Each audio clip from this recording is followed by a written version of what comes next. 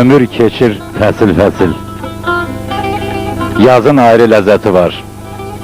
Kim istemez yüz yaşasın, yüzün ayrı lezzeti var. Ne güzeldi bu təbiət. Dere geniş, dağ əzəmət.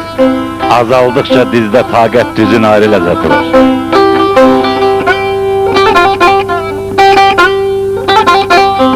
Demə yonuş, yoxuş çətin. Gəz qoynunda təbiətin.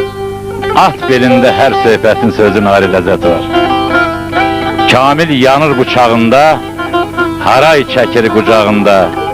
Doğma yurdun ocağında, közün ayrı lezzeti var. Ömür keçir fəsil fəsil. Yazın ayrı lezzeti var.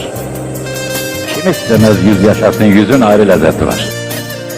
Ne güzeldi bu təbiət. Dere geniş, dağ əzəmət. Azaldıkça dizde taqət, düzün ayrı lezzeti var. Demə yonuş, yoxuş çətin. Gəz qoynunda təbiətin. At belində hər söhbətin, sözün ayrı lezzeti var. Kamil yanır bıçağında, haray çəkir qucağında. Doğma yurdun ocağında, közün ayrı lezzeti var.